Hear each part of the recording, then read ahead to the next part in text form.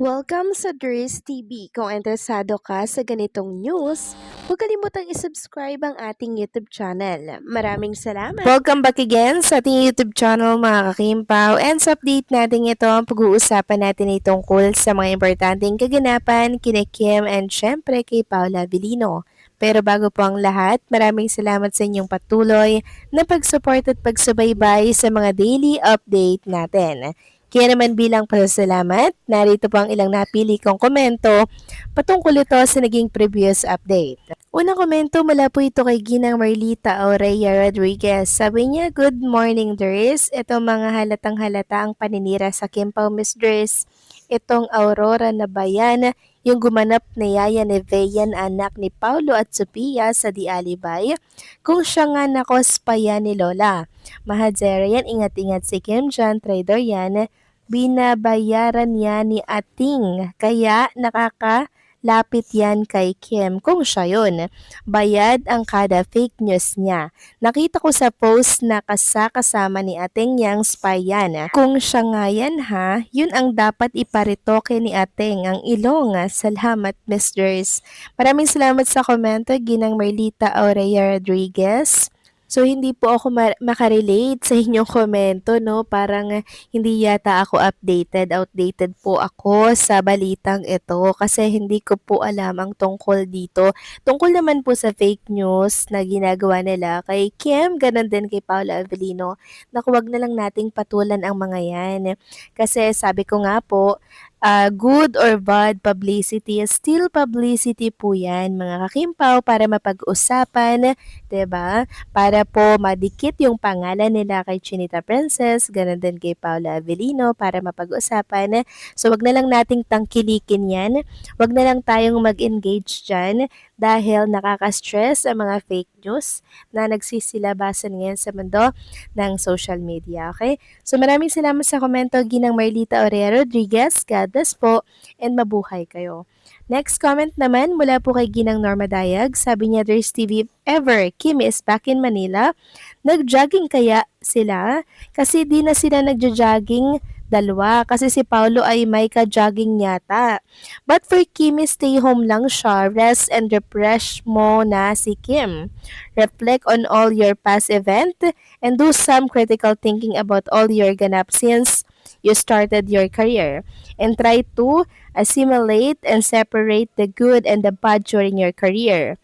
If majority is positive, then you will have a good future as mother. But if negative is more prevalent than positive, be extra careful.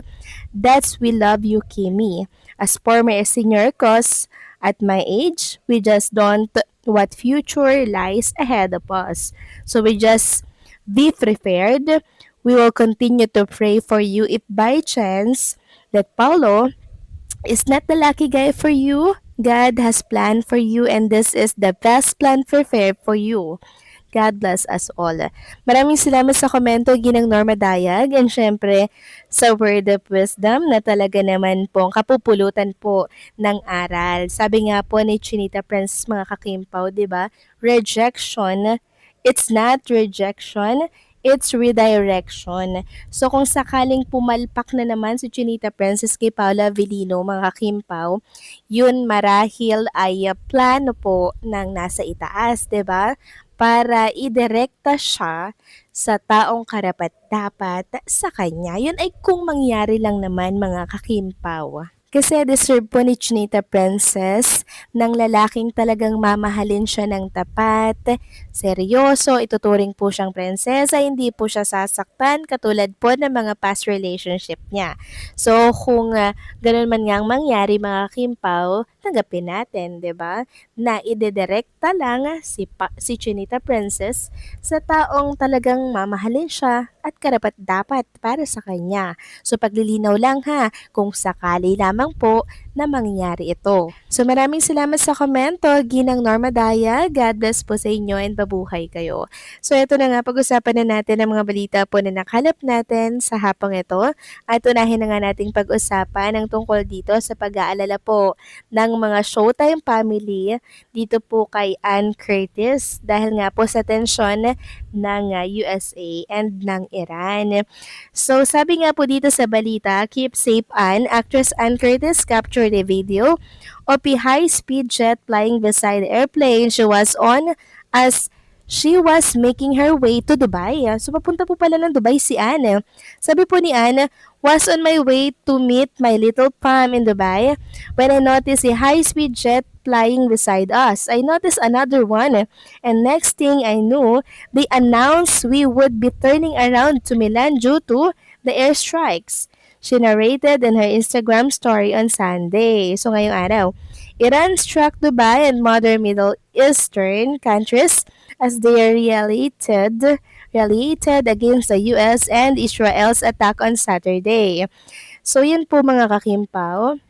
Natakot nga po si Ann Curtis, pero safe na safe po siya mga kakimpaw. Kumbaga nagbabala lang siya sa mga kababayan natin na sana mag-ingat po ang lahat kasi nga po mga kakimpaw may tensyon sa pagitan po ng Iran and USA. At mabuti na lamang po mga kakimpaw, nakauwi na po kagabi si Chinita Princess bago pa man po lumala at tumindi yung airstrike. Nakauwi na po si Chinita Princess dito po sa Manila.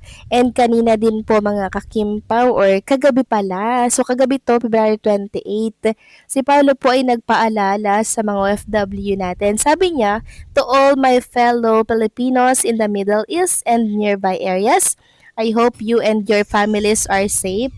Please stay alert, avoid risky areas, and follow local advisories. Keep in touch with the Philippine Embassy if needed. Stay safe always. So yun po yung paalala ni Paolo Avellino mga kakimpaw kagabi no, February 28. 2026 syempre. So 8:54 PM. So ito po ay during flight siguro ni Chinita Princess kasi nga maging siya talaga naman pong nag-aalala ng husto kay Chinita Princess kasi nga po 'di ba galing po si Kim Chu ng Cebu papunta ng Manila kasi sa event niya from Julius Bake Shop. Kaya po talagang kung yung mapapansin, taranta din talaga si Chinita Princess. Hawak niya yung cellphone niya. Todo chat siya, mga kakimpaw. Siyempre, mga kakimpaw, 'di ba? Sino hindi mag-aalala niyan? Meron pong airstrike na kung saan ay posibleng tumama kahit saan, 'di ba? Hindi po imposible 'yon. Since airstrike nga po, wala yang direksyon. 'Di ba mga kakimpaw? Kaya salamat talaga dahil si Kim Chu po ay nakauwi na ng Manila. And thank you din kay Paula Avellino na talaga namang nagpapaalala sa mga OFW natin, sa mga nagbabalak pong mag-travel, hindi po ito ang tamang oras para tayo ay mag-travel mga kakimpaw. Kaya please stay safe na lang, okay? So paano mga kakimpaw, hanggang dito na lamang po ang update natin. Maraming salamat sa patuloy na pagsuporta.